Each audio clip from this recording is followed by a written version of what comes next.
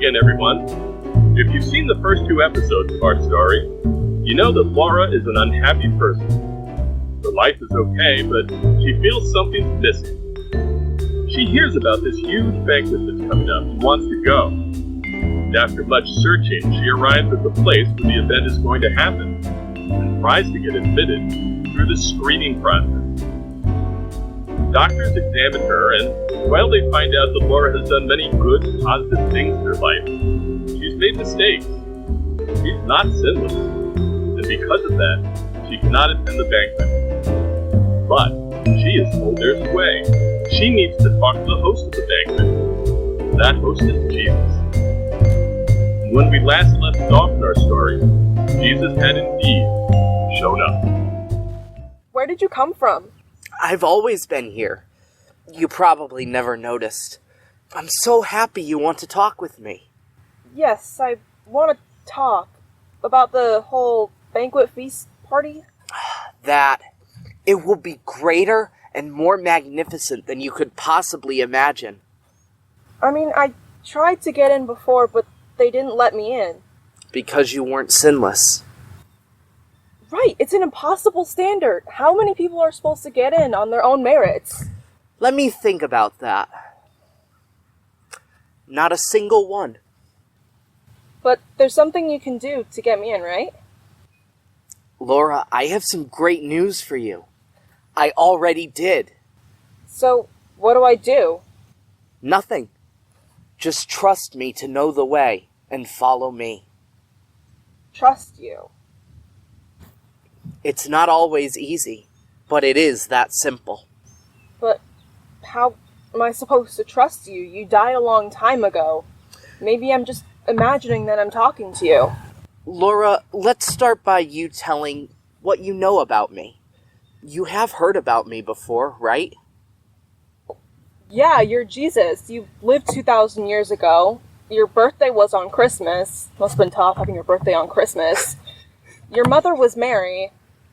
You're a carpenter, and you healed a bunch of people. All correct. Go on. Your followers were called disciples. Religious leaders got mad at you, and you were arrested. And they killed you by putting you on a cross. And then what happened? Well, your followers are claiming that you rose from the dead on Easter. Look at you, knowing the whole story. And I guess Christians believe that you're still alive and will come down to earth one day. Is that what you believe? Well, I must believe that you're alive because I'm talking to you right now. I don't understand why. You're the Son of God. Why'd you let yourself be crucified? You're all powerful. Wouldn't it make more sense for you to just stay alive and make the world a better place way back then? What a great question. That's one of the things I love about you, Laura. You're willing to ask challenging questions. Thank you. Let me put it this way.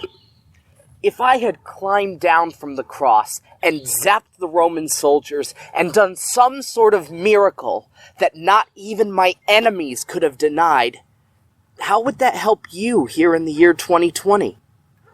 How would that have helped you get into the banquet which my father and I have prepared for you? You would still be a sinful person, a child of mine that I love very dearly, but a person that needs to be saved. Saved from what? Saved from yourself. Well, couldn't you just make me a better person? A perfect person? A person who doesn't do bad things? And take away your free will? Take away your ability to make decisions? No!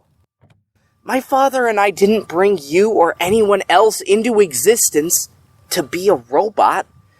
That wouldn't be any fun, would it? Would you want to be a robot? I would make a good robot anyway, so of course not. Let me put it like this. You've heard that mankind was made in the image of God, right? Well, God makes decisions. He thinks. I think. The Spirit thinks. We make choices. And so our children, people, make choices. And As it is, some of the choices that people make are very poor choices. And that's what sin is. Bingo. I get that. We're all sinners. We can't help ourselves. And I came to be your help. But you died on a cross, and it was so extreme. You suffered. Yes, I did. It was nasty. What kind of loving God would make their own son go through that? My father didn't make me go through it. It was something my father and I both chose. Look, Laura, you're exhausted. You came a long way to get to this place.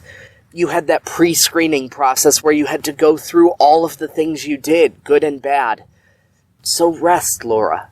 Rest in me. That is the best rest.